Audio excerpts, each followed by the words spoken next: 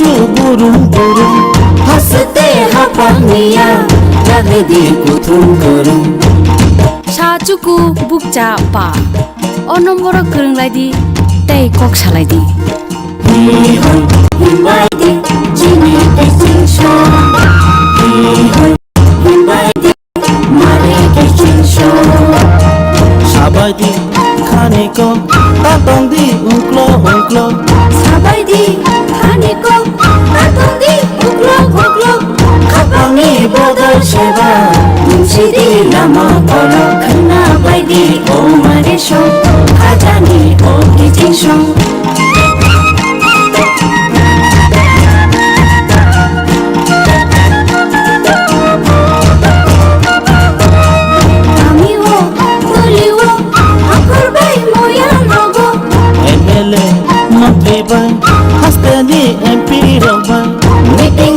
Acuk lagi, cap lagi, hamkai miko kena bayi oh mare shong, kadani oh kijing shong.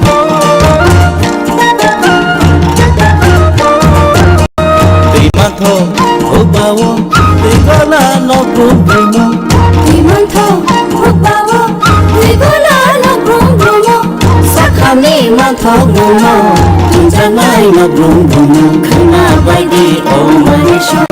Kajani oh kijing shong kena bayi oh mare shong Kajani oh kijing shong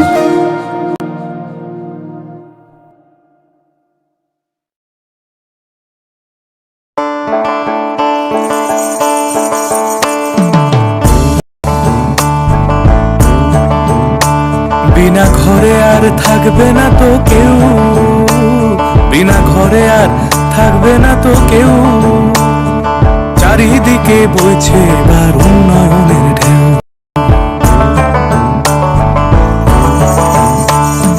PM আবাস যোজনায় পেয়েছে পাকা বাড়ি PM আবাস যোজনায় পেয়েছে পাকা বাড়ি 3 লক্ষ মানুষের হয়েছে স্বপ্ন পূরণ আপনাদের সহায়তায় আসছে প্রশাসন হবে এবার প্রতি ঘরে সুশাসন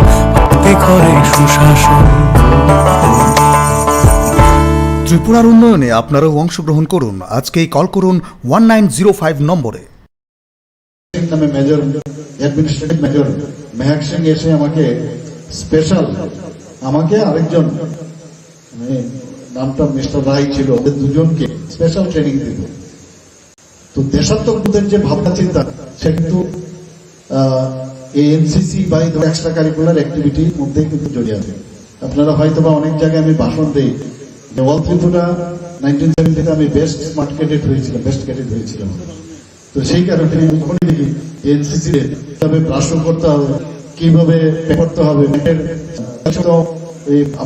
বিস্তারিত সাবধান পজিশনে থাকি এই যে থামসের পজিশন সেই শিলায়ের মধ্যে থাকতে হবে ফাঁক থাকতে হবে না ক্যান নিয়ে যখন আমরা সেলুট করি সেলুটের কন্ডিশন কোন অবস্থায় থাকবে কোন ফিঙ্গার কোন জায়গায় থাকবে আমি যেখানে যাই কথাগুলো আমি সবসময় বলি আর কোনোদিন ভাবিনি যে অধ্যাপনার সাথে আমার জড়িত থাকতে হবে সবই উপরওয়ালা করে থাকে যখন মেডিকেল কলেজ এখানে দুটো মেডিকেল কলেজ হলো তখন বলা হলো যে অপশন ছিল গভর্নমেন্টে প্রথমে গভর্নমেন্টে তো চাকরি করি প্রাইভেটই করতাম প্রায় 8-9 বছর প্র্যাকটিস করেছি তারপর সরকারি চাকরিতে ঢুকলাম সেখান থেকে অপশন আসলো মেডিকেল কলেজে গেলাম তো কি পড়াতে হবে কিছুই জানি না এভরিডে উই লার্ন সামথিং আজকের দিনও শিখছি সব সেলফ এর উপর আর কিছু নেই তো সেই জায়গা থেকে আমার মনে আছে যখন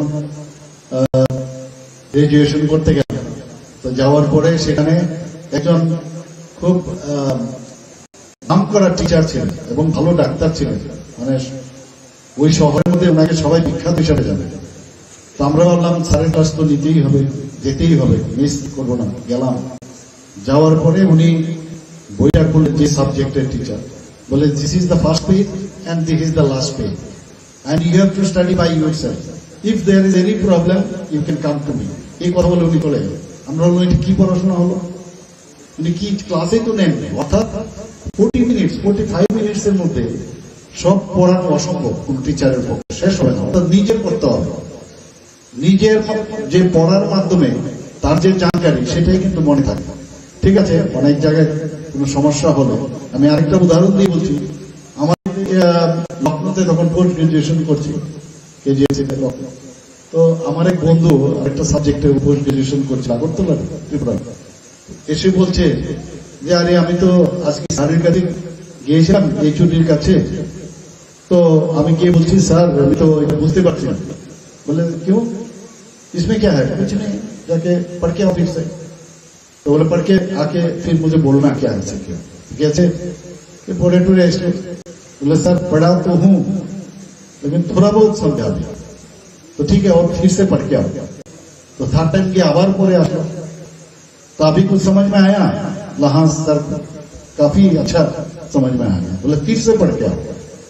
तो ये आवार पढ़ार पर वैसे बोलते आप समझ में आया, तब क्यों मेरे पास आया था? तुम जाके खुद पढ़ो, उसी में समझ में आ जाएगा। तो এরকম মানে স্টুডেন্ট আর টিচার অদ্ভুত এক রিলেশন।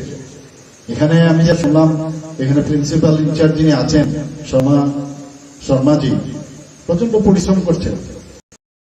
থাকবে উনি ত্রিপুরার লোক না, বাইরের থেকে এসছেন, তারপরও ত্রিপুরাকে এখন নিজের এবং ফটিক রায়কে নিজের মতো করে উনি কাজ করছেন। অর্থাৎ যেখানে যাবে সেখানে গিয়ে যদি দেখা যায় যে এটা নিজের বাড়ির মতো এই মন্দিরকে যদি আমরা সেইভাবে আমরা মানি, তাহলে কিন্তু কাজ হবে। আমরা এর আগেও দেখেছি অনেক জায়গার মধ্যে একটা মানে আমার আগের যে যারা ত্রিপুরাকে শাসন করেছে তাদের জন্য একটা সেন্টেন্স আমি হিন্দিতেই বলছি। ওরা তাই বলতো যে কাম করো লেকিন কাম কা ফিকর করো, काम मत करो, काम का फिक्र करो और उसका खूब जिक्र करो, लेकिन काम मत करो। तो এদের এই ভাবনা চিন্তা থেকে আমরা বেরিয়ে আসছি, আমরা বলছি যে না কামই করনা। আবার অনেক সময় আরেকটা সেন্টেন্স আমি বলবো যে আমরা সবসময় আমি যেটা বলি যে অ্যাকশন ইজ বেটার দেন ওয়ার্ডস, মানে কথা থেকে কাজটা যদি হয় সেটা সবচেয়ে দামি। তো সেইভাবে আমরা আমাদের সরকার কাজ করছে, প্রায়োরিটি হিসাবে আমরা এডুকেশন, আমাদের হেলথ এবং এগ্রিকালচার সবসময় আমরা চেষ্টা চালাচ্ছি এবং কোয়ালিটি যাতে এডুকেশন আমরা দিতে পারি সেই চেষ্টা আমি করছি। আমার একটা ইচ্ছা আছে, আমি জানি না আগামী দিন আমি পারবো কিনা।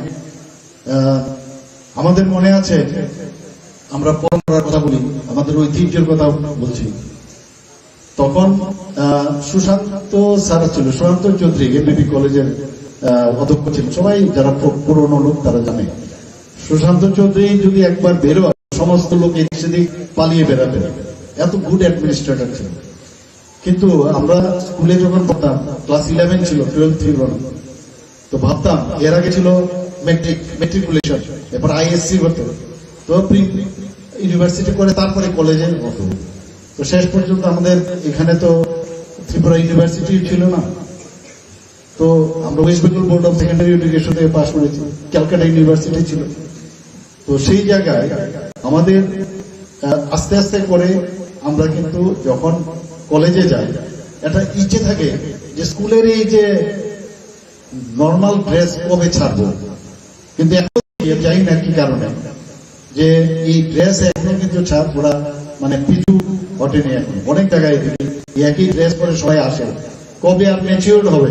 কলেজের যে আসল মিউজিক, কলেজের যে আসল আমি বলবো যে প্রাণ, সেটা কিন্তু এই ড্রেসের মতো, তার মধ্যে কিন্তু কারণ বাস্তব জীবনে যাওয়ার আগ মুহূর্তে তাদের ওই ড্রেস ওদের মধ্যে, আমার এটা আমার ব্যক্তিগত, আমি জানি না আগামী করতে পারবো, কারণ আমাদের সময়ে কিন্তু এই এটাকে বলে সিভিল ড্রেস, মানে যদি আমি বলি সব ধরনের ড্রেস পরে কলেজে যেতে পারে। তো এই ধরনের ছাত্রছাত্রীরা এখানে আছে, স্কুলেও পড়েছে, এখন কলেজেও যদি পড়ে, তো কবে ওরা এই ধরনের, আমি জানি আমি কথা বলবো, এটার হয়তো বা অ্যাডভান্টেজ ডিসঅ্যাডভান্টেজ আছে, সেই বিষয়ে আমরা মন্ত্রিমন্ডলের সাথে কথা বলবো। কথা বলে দেখা যায় সে পুরো যে ঐতিহ্য সেটাকে আমরা ফিরে আনতে পারি কিনা। তাহলে কি হবে, অনেকটা কলেজের মধ্যে আসলে মনে হবে না এখানে এখনো যারা কলেজে উঠেছে তারা কিন্তু ম্যাচিউরড না। তো সেই জায়গার মধ্যে মনে হয় এখনো স্টুডেন্ট, ছোট ছোট স্টুডেন্ট। আমাদের মেডিকেল কলেজও আমার তো মনে হয় না কোনো এরকম সিভিল কোড বা এই ধরনের কোনো ড্রেস আছে, তো সেটা আমরা চিন্তা ভাবনা করবো এবং আমরা চাই যে আমাদের ছাত্রছাত্রীদের মধ্যে একটা হাসি ফুটে উঠুক এবং ফিল গুড মনে করে পড়াশোনা করুক। আর গার্জিয়ানদেরকেও বলবো আমি যে বেশি পড়াশোনার প্রতি চাপ না দিয়ে, পড়াশোনার উপর চাপ না দিয়ে তাদেরকে সার্বিক যাতে উন্নতি হয়, সার্বিক মানসিক, ফিজিক্যাল এবং মেন্টাল এবং স্পিরিচুয়াল, সেই দিক দিয়ে যেন ওদের ডেভেলপমেন্ট হয় সেই দিকে চেষ্টা করা উচিত। এখানে হোস্টেলটা আমি দেখছিলাম, হোস্টেলের পেছনটা আমি দেখলাম সেখানে বাউন্ডারি নেই। আমাকে একটু আগে স্টেজে আমার প্রিন্সিপাল মহোদয় বলছিলেন 1.5 করোড়ের মতো নাকি প্রাইস স্যাংশন হয়ে গেছে, 1.66, তো এ করোড়। তো সেই বাউন্ডারি ওয়ালটা যদি হয়ে যায় তো ইট উইল বি সেফ। তো এখানে যারা জাতি জনজাতির বোনেরা যারা এখানে থাকবেন ওদেরও সেফটি আমাদের দেখতে হবে এবং এর জন্য যারা হোস্টেলে না থেকেছে তাদের কিন্তু সেই বোধগম্য হবে না যে হোস্টেলে থাকতে গেলে কি কি প্রয়োজন, কিভাবে খাওয়ার জায়গাটা কিরকম, হোস্টেলে থাকতে গেলে আমার পরিবেশ ঠিক আছে কিনা। তো আমরা তো সারা জীবন হোস্টেলেই লাইফ কাটিয়েছি, 11 ক্লাস মানে যখন মেডিকেলে পড়তে গেলাম সারা জীবনই হোস্টেলে ছিলাম। তো এটাও খুব ইম্পর্টেন্ট। এখন আমি যা দেখা খুব পরিষ্কার এবং সেটা যাতে পরিষ্কার পরিচ্ছন্ন থাকে সেটা আমি এখানে সমস্ত যারা ছাত্রছাত্রীরা আছে তাদেরকে আমি বলবো।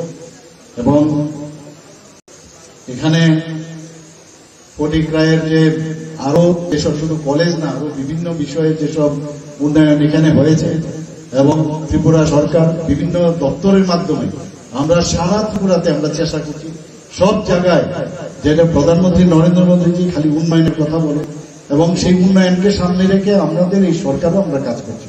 কোনো জায়গাতে আমরা চাইছি না কোনো খামতি থাকুক।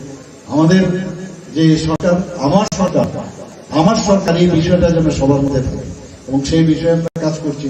আমাদের অলরেডি সবাই জানে যে প্রধানমন্ত্রী এখানে হীরা মডেল আমাদের দিয়েছেন, আমাদের হাইওয়ে দিয়েছেন, 6টা ন্যাশনাল হাইওয়ে আমাদের কাজ চলছে, আরো 7টা ন্যাশনাল হাইওয়ে এখানে অলরেডি তারও অনুমোদন পাওয়া গেছে, 4টে রুটওয়ে এখানে হচ্ছে। এর মধ্যে যে তার মূল্য সেটা হচ্ছে প্রায় 10,222 কোটি টাকা। তো সেই দিশায় আজকে কাজ করছে। ইভেন আমি যখন গুয়াহাটিতে গেলাম আমাদের যিনি সড়ক পরিবহনের ইউনিয়ন মিনিস্টার নীতিনজিকে আমি যখন রিকোয়েস্ট করলাম যে আমাদের লাইফ লাইন হচ্ছে এই যে ন্যাশনাল হাইওয়ে জেওয়ে, তাকে আপনি 4 লেন করে দেন, সাথে সাথে উনি অনুমোদন দিলেন এবং সেইভাবে উনি বলে দিলেন যে না ঠিক আছে, পেচারতল না, এটা হচ্ছে ধর্মনগরের চোরাইবাড়ি থেকে আগরতলা পর্যন্ত উনি অনুমোদন দিয়ে দিয়েছেন। তো সেইভাবে কাজ করছে। যা চাই মানে প্রধানমন্ত্রী কি বলেছেন, অ্যাক্ট ইজ পলিসি। তো সেইভাবে যা ভারতবর্ষে প্রথমে নর্থ ইস্ট ছাড়া এখন আর কোন চিন্তা প্রধানমন্ত্রীর নেই। সব দিকে এডুকেশনই হোক, হেলথের দিকে হোক, এগ্রিকালচারের দিক দিয়ে হোক, স্পোর্টসের দিক দিয়ে আমি বলবো যে আমরা অনেক বেশি এই সরকার আমরা অনেক বেশি অ্যাড্রেস করেছি বিভিন্ন জায়গায়। কোনোদিন ভাবিনি সিনথেটিক টার্ফ, ফুটবল গ্রাউন্ড হচ্ছে, ট্র্যাক হচ্ছে, সুইমিং পুল হচ্ছে, বিভিন্ন জায়গায় আমি যাই, উদ্বোধন হচ্ছে। এবং পড়াশোনার সাথে সাথে খেলাধুলা যদি আমরা না করি কোনোদিন আমাদের মানসিক শারীরিক উন্নয়ন কোনোদিন হবে না। ব্লাড সার্কুলেশন যত বেশি আমাদের ব্রেইনে যাবে তত পড়াশোনার মধ্যে কনসেন্ট্রেশন পাবে।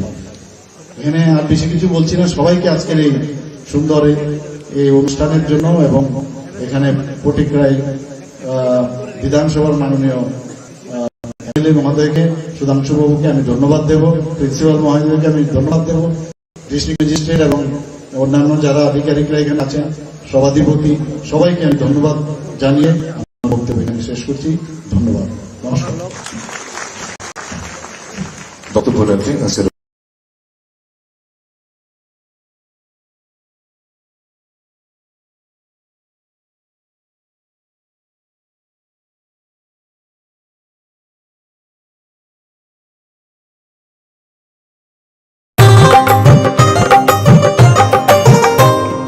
গলি গলি মহল্লায় সুর শোনা যায় একটা,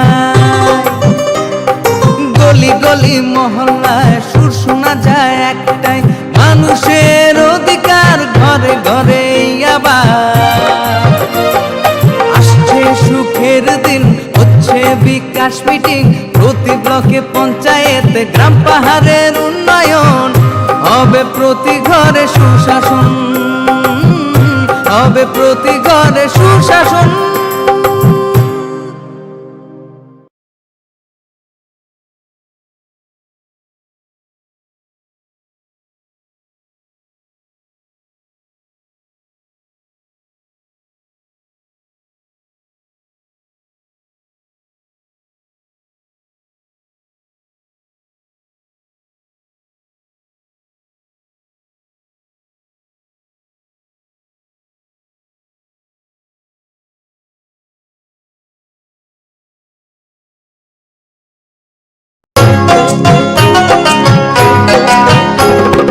গ্রাম শহরের অলি গলি